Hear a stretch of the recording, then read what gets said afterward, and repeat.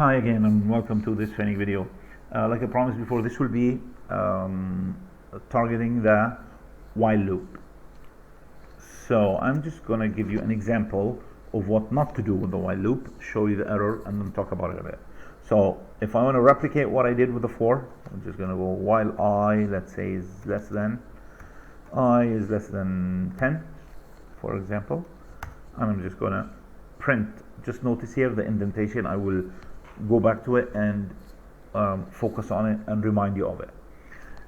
Once you put these two columns there at the end of the while, this occurs with the while, the if, the for, and the function definition. We haven't talked about the function definition yet. It's coming up later. Okay, you put the colon and you hit enter. It will indent a certain amount of spaces. Leave that, don't delete it. Okay, that's what I'm saying. And everything under the while loop must be at the same indentation. That means at the same distance from the beginning of the line up until there. It needs to be the same distance. So I'm going to say print I, and this is going to give me an error. I'm doing it to show you the error to talk about it. Now, what is this error here? And that is some of the differences between the while, and you already saw the for in the previous video. It says I here is not defined, because if I do this, check if I is less than or equal 0, but I hasn't been used at all there.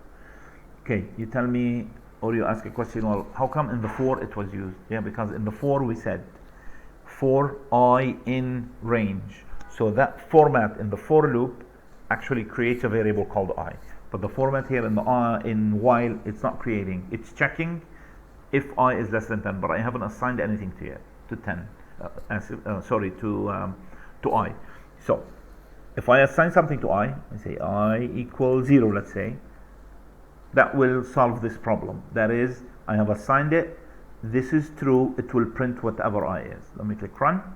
It's going to print 0 forever, as you can see, and at the very end of it, after I don't know how many iterations, it's going to tell me code exited with errors. Remember before we said whenever we exit the code, it should exit executed successfully or no errors. This error is happening because I'm not changing I in this case. I is always staying as 0. Well, I want to change it. If I want to change it, the easiest way to change it is to say I equal I plus 1. We have spoken about this before, or I plus 2, whatever the number is. I click run. It's going to print from 0 to 9. You see what it said? Code execution successful. That means we finished the program. There were no errors. So that's the basic difference between a for and an I and a while. In the for, I don't need to initialize I because it's initialized in the loop, but in the while, I have to manually initialize it, which is there, I equals 0. The other thing that we did in the for loop was print 0, 5, 10, and whatever number we want. So that's only going to be changed by here. If I change this to 5, I plus 5, guess what? It's going to go 0, 5, 10, as many as I want. In this case, I'm stopping at 10, so if I stop at 50, it will go 0, 5 up to 45. Again, if I wanted to go to 50 exactly, I have two solutions. I could either say less than or equal 50, or I can say go up to 51. So if I say less than or equal 50, it'll take me up to 50. In the same token, if I want to go the other way around, I could say I equal 50.